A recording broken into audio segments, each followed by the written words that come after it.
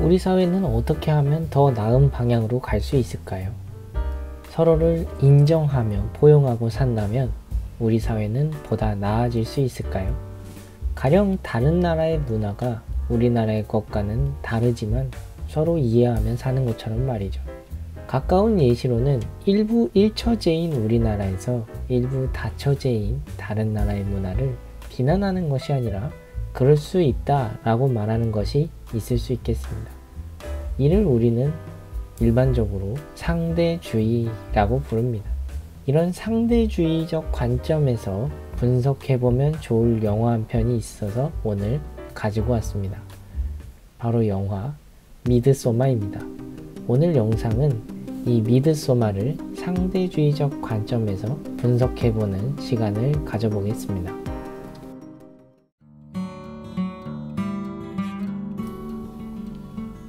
상대주의란 옳고 그름의 기준을 문화, 개인의 선택에 따라 타당하다고 보는 사상이죠.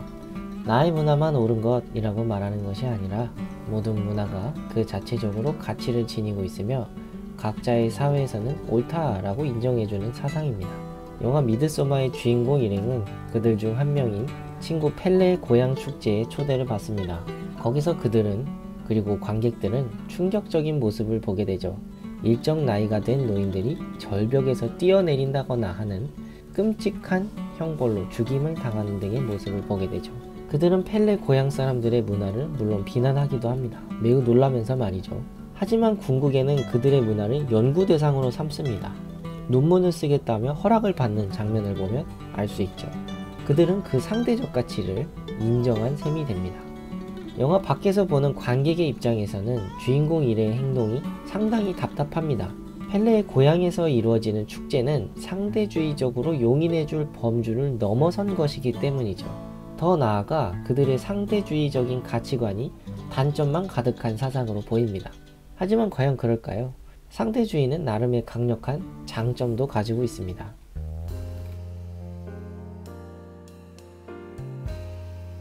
우선 상대주의는 다양한 삶의 형태를 만들어 온 인류가 조화를 이룰 수 있도록 도와줍니다. 영화 미드소마 속 주인공 일행이 펠레 고향의 축제를 단지 미개한 것으로 취급하고 인정하지 않았다면 학술적 가치를 인정하지 않았을 수도 있습니다. 서로의 문화가 각자 고유의 가치를 가지고 있다고 인정해줬기에 지구촌은 유지가 되고 있는 것일지도 모르죠.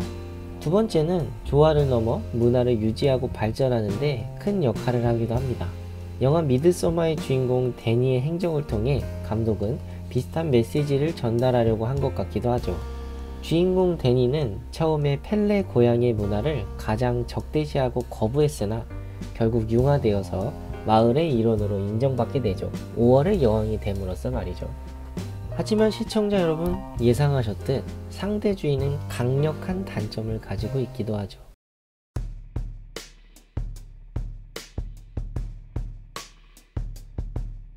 우선 상대주의 가치관이 전 세계를 지배한다면 옳음의 기준이 사라지게 됩니다.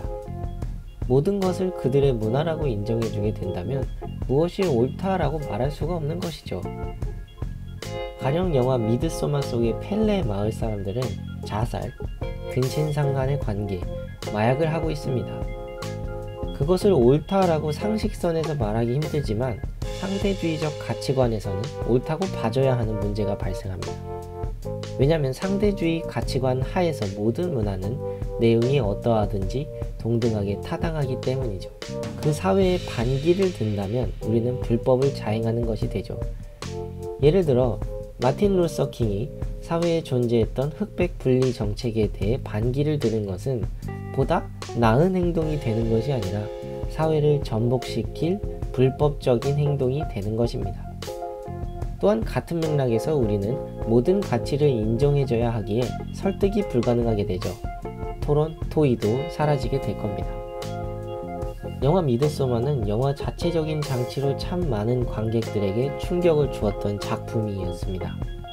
관객으로 하여금 펠레 마을의 가치관은 당연히 옳지 못한 것이며 인간적이지 못한 전통이라고 보이게 만들었죠.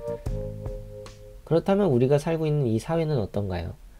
모든 법과 규칙이 펠레 마을과는 다르게 완벽하고 높은 가치를 추구하고 있을까요?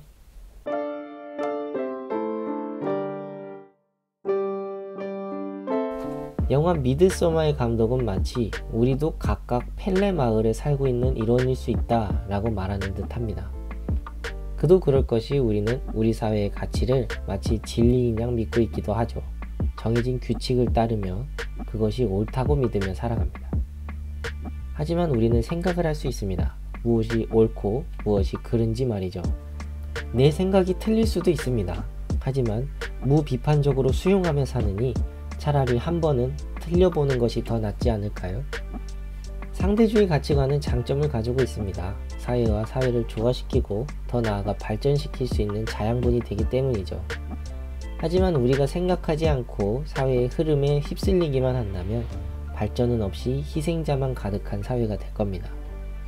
소크라테스는 말했습니다. 악법도 법이다 라고 말이죠. 소크라테스의 넓은 사고를 따라 완벽한 이해를 할 수는 없습니다만 법을 수정할 수 있는 권리가 우리에게 있는 지금 법이라고 항상 옳을 수는 없다. 법은 좋은 법과 악법을 포함한다. 악법이 되지 않도록 항상 생각하고 행동하라 라고 소크라테스의 악법도 법이다 라는 말이 해석해서 들립니다.